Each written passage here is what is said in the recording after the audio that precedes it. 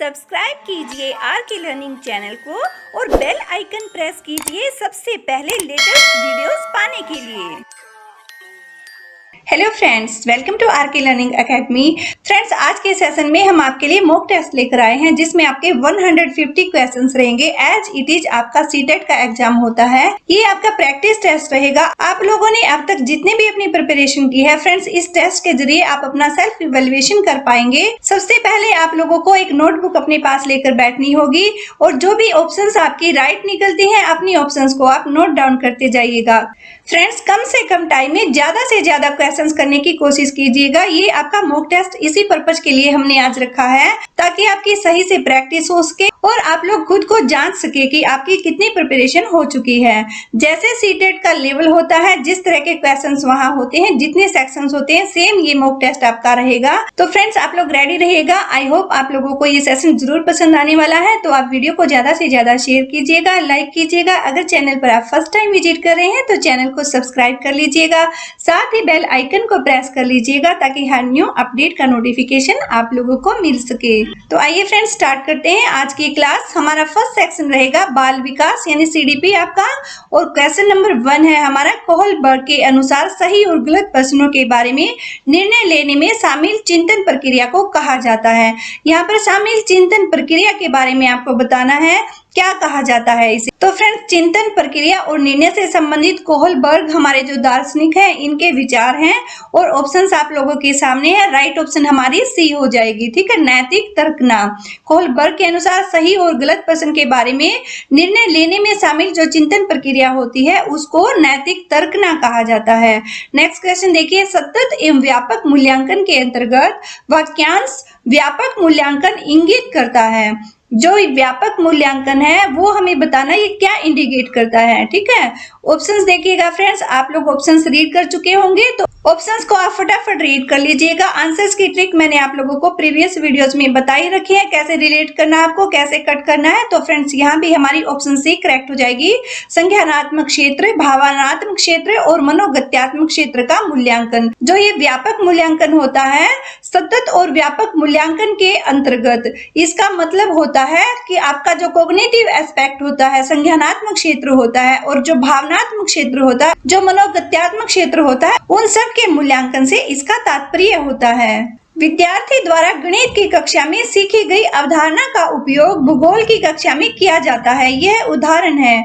कौन सा उदाहरण है, किस चीज का एग्जाम्पल है, ये आपको बताना है। देखिए फ्रेंड्स, यहाँ पर स्टूडेंट्स ने मैथ की अपनी क्लास में कोई चीज सीखी है, एक कंसेप्ट सीखा है, ठीक है, और इसका उपयोग वह भूगोल की कक्षा में करता है। तो आपको ये एग्जाम्पल बताना है किस टाइप का है। देखिए हमारी ऑप्शंस यहाँ पर आप लोगों ने रीड कर लिए होंगे, तो ऑप्शन ए हमारी करेक्ट हो जाएगी। सकारात्मक अंतरण का है, क्योंकि नेगेटिव तो ये हो ही नहीं सकता और शून्य भी नहीं है, क्योंकि यहाँ पर इसका जो नॉलेज है उसका ट्रांसफर हुआ है, तो शून्य अंतरण का भी नहीं है। और नन वाली ऑप्शन तो आपकी वैसे ही कट जाएगी क्योंकि हमारी ऑप्शन ए करेक्ट हो चुकी है। नेक्स्ट क्वेश्चन देखिए फ्रेंड्स, किशोरों के संदर्भ में निम्नलिखित में से कौन सा कथन सर्वाधिक उचित है। मतलब सबसे जो एप्रोप्रिएट स्टेटमेंट है वो आपको सिलेक्ट करनी है जो कि आपकी किशोरों के संदर्भ में एडोलसेंस के रिगार्डिंग है, ठीक है।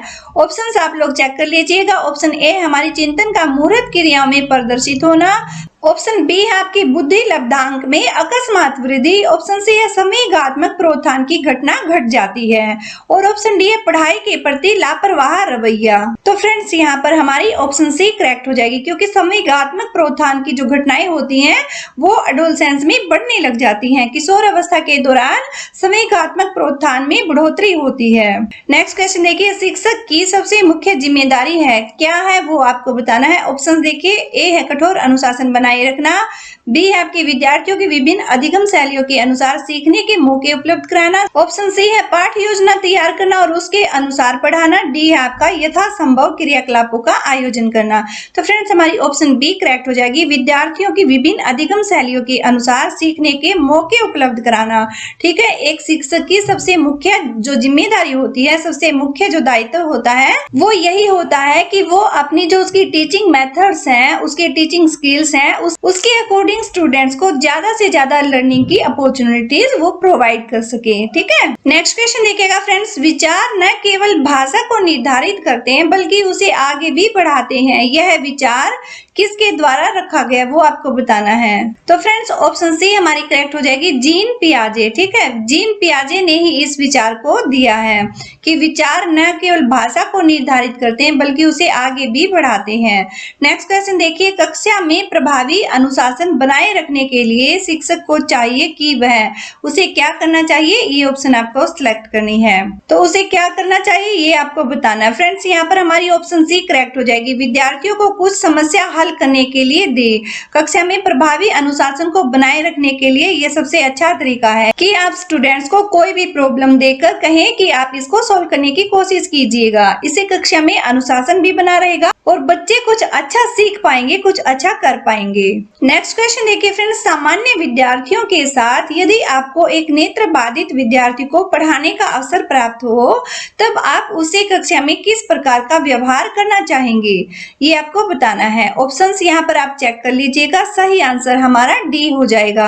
आगे वाली पंक्ति में उसके बैठने की व्यवस्था करेंगे और उसकी सुविधा के अनुसार गति से उसको पढ़ाएंगे। ठीक है, मतलब उसको हम सबसे फर्स्ट वाली पंक्ति में उसकी बैठने की हम व्यवस्था करेंगे और उसकी सुविधा के अनुसार गति से उसको पढ़ाएंगे। ठीक है, नेक्स्ट क्वेश्चन देखिए फ्रेंड्स, विकास पर आनुवंशिकता के प्रभाव की सीमा का सबसे अच्छा वर्णन निम्नलिखित में से किसके द्वारा होता है।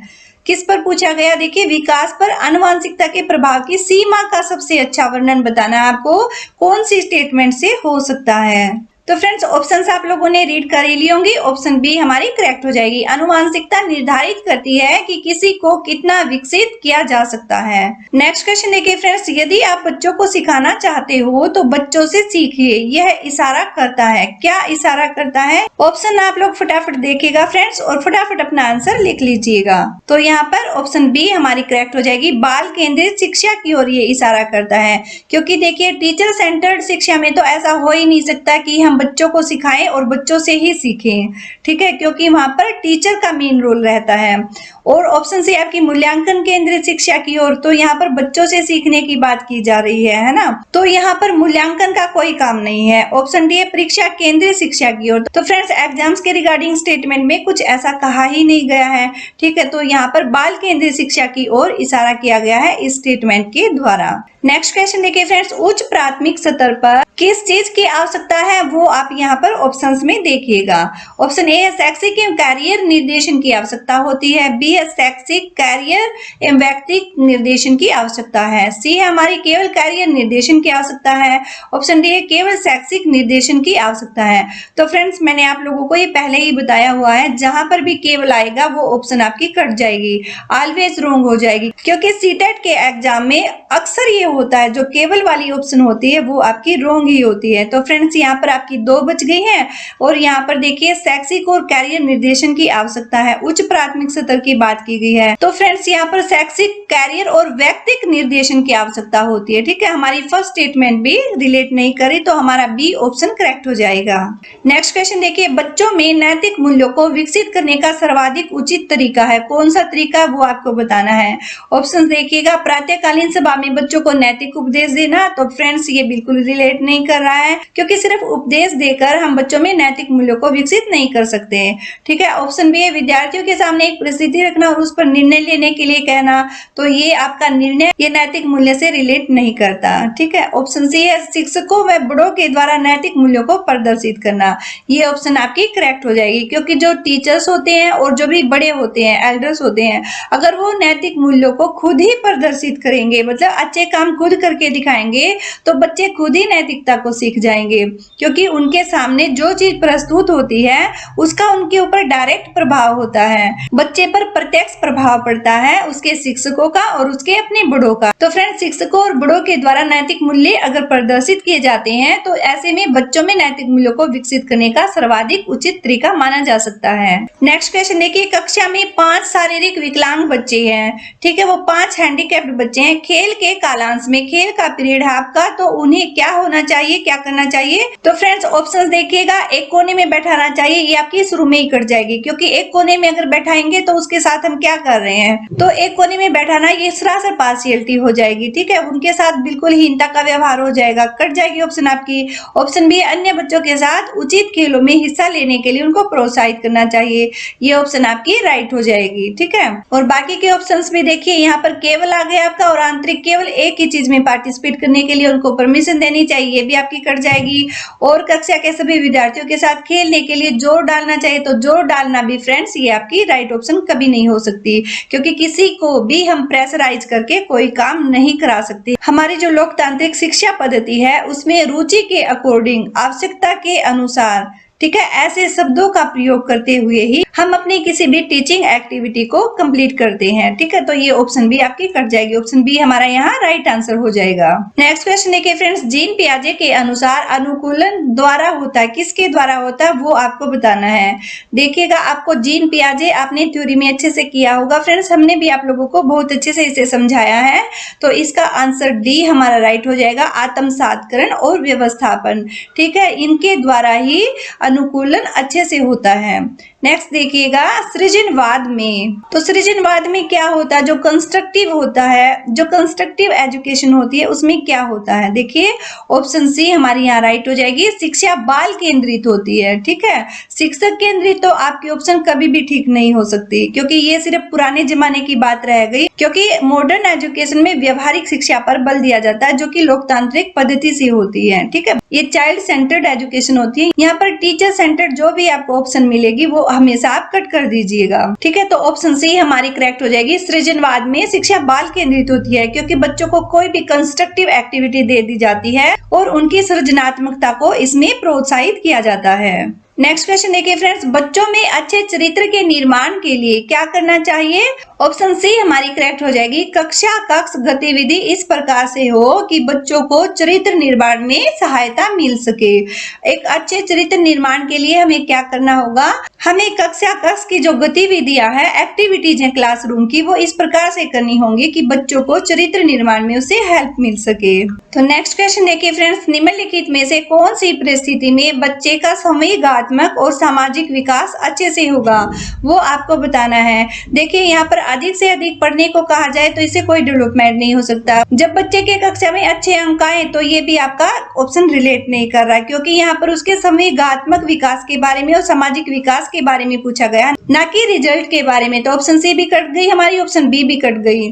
ठीक है, ऑप्शन डी है, जब बच्चे को उसके बौद्धिक स्तर के अकॉर्डिंग पढ़ाया जाए। ठीक है, ये ऑप्शन भी आपकी रिलेट नहीं करी, क्योंकि सिर्फ पढ़ाने से बच्चे का सामाजिक विकास कैसे हो पाएगा और संवेगात्मक विकास कैसे होगा। तो फ्रेंड्स ऑप्शन ए हमारी करेक्ट हो जाएगी, जब बच्चे को महत्वपूर्ण माना जाए और उसकी भावनाओं का सम्मान किया जाए। तो यहाँ पर बच्चे का जो फीलिंग्स है और जो उसका सोशल डेवलपमेंट है वो दोनों ही विकसित होते हैं। ठीक है, उसका संवेगात्मक और सामाजिक विकास अच्छे से हो पाएगा अगर बच्चे को हम महत्वपूर्ण मानकर उसकी भावनाओं का सम्मान करते हैं। निम्न में से कौन सी परिस्थिति सृजनात्मकता को बढ़ाने में सहायक होगी। तो फ्रेंड्स देखिए, सृजनात्मकता को बढ़ाने में सहायक होगी वो हमें बतानी है। यहाँ पर ऑप्शंस देख लेते हैं, सीखने के लिए सीमित अवसर, ऑप्शन आपकी कट जाएगी, क्योंकि लिमिट जो अपॉर्चुनिटीज होती हैं उनसे सृजनात्मकता को कोई हेल्प नहीं मिल सकती। ठीक है, ऑप्शन बी है आपकी, बच्चों को उत्तर याद करने के लिए, तो उत्तर याद करके उसकी कंस्ट्रक्टिविटी बढ़ ही नहीं सकती, ऑप्शन ये भी हमारी कट जाएगी। ऑप्शन सी, किसी समस्या का समाधान बता दिया जाए, तो ये ऑप्शन आपकी रिलेट ही नहीं कर रही। ऑप्शन डी है हमारी, जब बच्चों को स्वयं करके सीखने के लिए अधिक से अधिक अवसर दिए जाएं, तो ये ऑप्शन हमारी करेक्ट हो जाएगी, क्योंकि सृजनात्मकता को बढ़ाने की बात यहाँ पर की जा रही है। तो फ्रेंड्स सृजनात्मकता तभी बढ़ सकती है, तभी इंक्रीज होगी जब बच्चों को कोई भी कार्य स्वयं करके सीखने के लिए उनको अधिक से अधिक हम अवसर देते हैं। ठीक है, ऑप्शन डी हमारी करेक्ट हो जाएगी। नेक्स्ट क्वेश्चन देखिए, गतिविधि आधारित शिक्षण किस पर बल देता है वो आपको बताना है। तो यहाँ पर देखिए, गतिविधि आधारित शिक्षण की बात की गई, यानी जो आपका एक्टिविटी बेस्ड टीचिंग है उसके बारे में आपको बताना है। ऑप्शन देखिएगा फ्रेंड्स, खेलने या अनुशासित कक्षा या फिर निश्चित अवधि में गतिविधि को पूरा करना, ये तीनों ही ऑप्शंस आपकी रॉन्ग हो जाएंगी। ठीक है, क्योंकि आपको गतिविधि आधारित शिक्षण के बारे में बताना है, यहाँ पर केवल खेलने से संबंधित नहीं है। ठीक है, ना ही हमें कंट्रोल्ड क्लासरूम चाहिए कि अनुशासन है, डिसिप्लिन है, क्योंकि गतिविधि आधारित शिक्षण में गतिविधि होगी तो वहां पर अनुशासित कक्षा का पॉसिबल होना जरूरी नहीं है, ठीक है। ऑप्शन ए हमारी करेक्ट हो जाएगी। सभी विद्यार्थियों की जो एक्टिव पार्टिसिपेशन है, जो उनका सक्रिय भागीदारिता है, वो उस पर बल देता है गतिविधि आधारित शिक्षण। नेक्स्ट क्वेश्चन देखिए फ्रेंड्स, राज्य स्तर पर कक्षा 1 से लेकर 8वीं तक की जो पाठ्यचर्या होती है उसका निर्माण कौन करता है, ये आपको बताना है। ऑप्शन ए हमारी करेक्ट हो जाएगी। यहाँ पर SCERT, जो SCERT ये संस्था होती है, ऑर्गेनाइजेशन होती है, राज्य स्तर पर 1 से लेकर 8वीं कक्षा तक की पाठ्यचर्या का निर्माण करती है। नेक्स्ट क्वेश्चन देखिए फ्रेंड्स, मध्याह्न भोजन के दौरान उच्च जाति के विद्यार्थी निम्न जाति के विद्यार्थियों के साथ एक पंक्ति में भोजन करने से इनकार करते हैं, आप क्या करेंगे? ऑप्शंस में देखिएगा फ्रेंड्स, ऑप्शन ए है आप पृथक बैठक व्यवस्था करने हेतु सहमत हो जाएंगे। ऑप्शन बी है आप उच्च अधिकारियों से निर्देशन प्राप्त करेंगे। ऑप्शन सी है आप विद्यार्थियों को एक साथ बैठकर भोजन करने के लिए सहमत कर लेंगे। ऑप्शन डी है आप विद्यालय में मध्याह्न भोजन पकाना बंद कर देंगे। तो फ्रेंड्स पूछा क्या गया है, देखिए मध्याह्न भोजन के दौरान, ठीक है, उच्च जाति के विद्यार्थी निम्न जाति के विद्यार्थियों के साथ एक लाइन में भोजन करने से इनकार कर देते हैं, मतलब उनके साथ बैठकर भोजन करने से इनकार करते हैं, तो आप क्या करेंगे? एज ए टीचर आपको सोचना है आप क्या करेंगे। देखिए आप पृथक बैठक व्यवस्था करने हेतु सहमत हो जाएंगे, तो फ्रेंड्स दोनों को अलग अलग करेंगे तो उनमें डिस्क्रिमिनेशन वाली फीलिंग हो जाएगी, ठीक है। जातिगत भेदभाव को आप बढ़ावा दे रहे हैं, ये गलत ऑप्शन हो जाएगी, ठीक है। आप उच्च अधिकारियों से निर्देशन प्राप्त करेंगे, तो आप टीचर होकर इतनी सी प्रॉब्लम को सोल्व नहीं कर पाते, तो ये आपकी योग्यता पर प्रश्न लगाता है, ठीक है। आप उनके निर्देशन के बगैर खुद ही सोल्व करेंगे।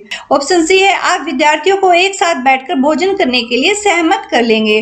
फ्रेंड्स ये हमारी ऑप्शन करेक्ट हो जाएगी, क्योंकि हम पकाना तो बंद कर नहीं सकते, कोई प्रॉब्लम है तो उसका सॉल्यूशन तो ढूंढना पड़ेगा ना, तो इसलिए हम विद्यार्थियों को ही एक साथ बैठकर भोजन करने के लिए एग्री कर लेंगे, उनको सहमत कर लेंगे। ऑप्शन सी हमारी करेक्ट हो जाएगी। नेक्स्ट क्वेश्चन देखिए, विज्ञान में मोनिका की समप्राप्ति अच्छी है किंतु गणित में खराब है, इसका प्रमुख संभाव्य कारण क्या हो सकता है, वो आपको बताना है। ऑप्शन देखिएगा फ्रेंड्स और सही आंसर दीजिएगा। तो यहाँ पर देखिएगा आप क्या है, बालिकाएं प्राय गणित में कमजोर होती है, तो फ्रेंड्स ये ऑप्शन तो आपकी लिंगीय पक्षपात को बढ़ावा देने वाली है, ये आपकी वैसे ही कट जाएगी, क्योंकि जेंडर डिस्क्रिमिनेशन को बढ़ाने वाली आपकी ऑप्शन है, ठीक है। और किसी के बारे में हम ये प्रेडिक्शन नहीं कर सकती कि ये बच्चे कि बॉयज इस चीज में कम होते हैं या गर्ल्स इस चीज में ज्यादा होती है, ठीक है। तो ये ऑप्शन आपकी कट जाएगी। ऑप्शन बी है मोनिका के माता पिता अशिक्षित हैं। तो यहाँ पर देखिए माता पिता अशिक्षित है, लेकिन वो तो स्कूल में टीचर से पढ़ रही है, तो फिर टीचर उसको क्या पढ़ा रहा है? माता पिता अशिक्षित है, मान लीजिए उसको मैथ नहीं करा पाते हैं, लेकिन बच्चे स्कूल में तो समझ रही है ना, तो उसको समझ में आना चाहिए। प्रॉब्लम तो समझने में है ना, कि उसको वो चीज समझ में नहीं आ रही, क्योंकि यही कारण हो सकता है। क्योंकि अगर वो कमजोर स्टूडेंट है, उसकी कुछ समझ में ही नहीं आता, तो वो विज्ञान में भी फेलियर होगी, ठीक है। लेकिन यहाँ पर तो सिर्फ गणित में उसको खराब बताया गया है, विज्ञान में वो बहुत अच्छा रिजल्ट दे रही है, तो यहाँ पर उसका जो संभावना का कारण है ये हो सकता है कि वो गणित का उसका जो शिक्षण है वो प्रभावी नहीं है। जो उनका मैथ का टीचर है उसको अपने टीचिंग स्किल्स को इम्प्रूव करने की जरूरत है, क्योंकि उसकी शिक्षण पद्धति प्रभावी नहीं है। इसी वजह से मोनिका जैसी इंटेलिजेंट बच्चे, जो कि साइंस में इंटेलिजेंट है, अच्छी संप्राप्ति वो दे रही है, अच्छा रिजल्ट दे रही है, तो वो मैथ में भी दे सकती है, लेकिन मैथ की टीचिंग उनकी इफेक्टिव नहीं है। यही एक वजह हो सकती है, क्योंकि गणित कठिन विषय है ऐसा तो नहीं है, क्योंकि पढ़ने वाले स्टूडेंट्स के लिए कोई चीज डिफिकल्ट नहीं होती। तो ऑप्शन सी हमारी यहाँ पर करेक्ट हो जाएगी। नेक्स्ट क्वेश्चन देखिए फ्रेंड्स, एक शिक्षक की नियुक्ति सुदूर गांव में की जाती है जहां पर ग्रामवासी अशिक्षित हैं तथा विद्यालय भवन एवं पेयजल का भी अभाव है। गांव में कार्य करने में सबसे बड़ी बाधा है, कौन सी सबसे बड़ी बाधा है वो हमें बताना है। ऑप्शंस देखिएगा फ्रेंड्स, यहाँ पर ऑप्शन सी हमारी करेक्ट हो जाएगी, समस्या समाधान हेतु प्रेरणा का अभाव। क्योंकि देखिए एक शिक्षक की नियुक्ति सुदूर गांव में की गई है, ठीक है, वहां पर ग्रामवासी अशिक्षित हैं और विद्यालय भवन और पेयजल का भी अभाव है। दोनों चीजों का तो अभाव है ही, विद्यालय भवन का भी और पेयजल का भी। तो गांव में कार्य करने में सबसे बड़ी बाधा है, कौन सी सबसे बड़ी बाधा है? तो इसलिए फ्रेंड्स हमारा समस्या समाधान के लिए जो प्रेरणा का अभाव है ये हमारी राइट ऑप्शन हो जाएगी। नेक्स्ट क्वेश्चन देखिए फ्रेंड्स, नया प्रगतिशील शिक्षा शास्त्र प्रदर्शित करता है, क्या प्रदर्शित करता है वो आपको यहाँ पर बताना है। ऑप्शन देखिए, ए है अधिगम में निर्धारण, बी है अधिगम का निर्धारण, ऑप्शन सी अधिगम के लिए निर्धारण, ऑप्शन डी है अधिगम के साथ साथ निर्धारण। तो फ्रेंड्स हमारी ऑप्शन सी यहाँ पर करेक्ट हो जाएगी, अधिगम के लिए निर्धारण करता है, ठीक है। नेक्स्ट क्वेश्चन देखिए फ्रेंड्स, 5वीं कक्षा से ऊपर के विद्यार्थियों के द्वारा की गई त्रुटि को का संकेत माना जाना चाहिए। किसका संकेत माना जाना चाहिए, ये ऑप्शन आपको सिलेक्ट करनी है। ऑप्शन देखिए, उनके अधिगम कुशलता में कमी, उनका अधिगम रचना, उनकी अधिगम अक्षमताएं या फिर अधिगम के प्रति उनकी अबोधता। तो फ्रेंड्स ऑप्शन बी हमारी करेक्ट हो जाएगी, उनकी अधिगम की रचना। ठीक है, 5वीं कक्षा से ऊपर के विद्यार्थियों के द्वारा की गई त्रुटि को उनके अधिगम रचना का संकेत माना जा सकता है। नेक्स्ट क्वेश्चन देखिए फ्रेंड्स, विज्ञान एवं कला प्रदर्शनियां, संगीत एवं नृत्य प्रस्तुतियां तथा विद्यालय पत्रिका निकालना के लिए है। किसके लिए है ये आपको बताना है। ये आपका मोस्ट इंपोर्टेंट क्वेश्चन है फ्रेंड, अक्सर पूछा जाता है। आपके सेकंड पेपर में भी इसे पूछा गया है और फर्स्ट पेपर में भी पूछा जाता है, तो आप इसे अच्छे से कर लीजिएगा। तो फ्रेंड्स आप इसे अच्छे से कर लीजिएगा। ओके, तो यहाँ पर हमारी ऑप्शन डी करेक्ट हो जाएगी, शिक्षार्थियों को सृजनात्मक मार्ग उपलब्ध कराने के लिए है। ठीक है, विज्ञान और कला की जो प्रदर्शनियां हैं, संगीत और नृत्य कला की जो प्रस्तुतियां हैं तथा विद्यालय पत्रिका निकालना, ये सब शिक्षार्थियों को सृजनात्मक मार्ग उपलब्ध कराने के लिए होता है। ठीक है, क्योंकि विद्यालय का नाम रोशन करने से इसका संबंध नहीं है। ऑप्शन ये हमारी कट जानी है। वैसे ही अभिभावकों को संतुष्ट करने के लिए भी नहीं होती है और विभिन्न व्यवसायों के लिए विद्यार्थियों को प्रशिक्षित करने से इन चीजों का कोई संबंध नहीं है। क्योंकि यहाँ पर कला प्रदर्शनी है, संगीत और नृत्य प्रस्तुतियां हैं और विद्यालय पत्रिका के बारे में बात की जा रही है, तो ये सीधा सृजनात्मकता से संबंधित होती है। ऑप्शन डी हमारी करेक्ट हो जाएगी। तो फ्रेंड्स किसकी ओर संकेत करती है ये हमें बताना है। समावेशी शिक्षा के बारे में पूछा गया है कि उस विद्यालय शिक्षा व्यवस्था की ओर संकेत करती है।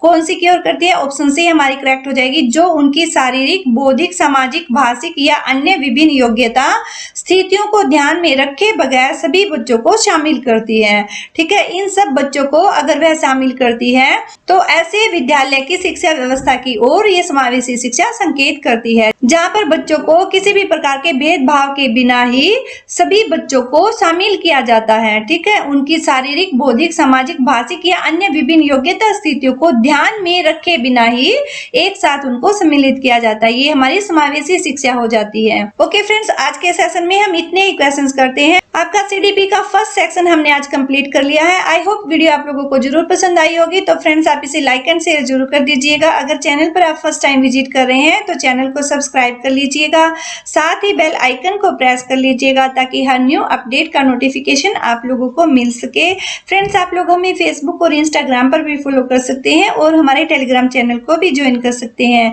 इन सब के लिंक आपको वीडियो के डिस्क्रिप्शन बॉक्स में प्रोवाइड करा दिए जाएंगे और इस मॉक टेस्ट के बाकी के जो पार्ट हैं उनको हम नेक्स्ट सेशन में कंप्लीट करने की कोशिश करेंगे। अगर आपके कोई डाउट्स हैं तो आप कमेंट सेक्शन में कमेंट करके जरूर बताइएगा। ओके फ्रेंड्स, फिर मिलते हैं नेक्स्ट क्लास में। Thanks for watching this video.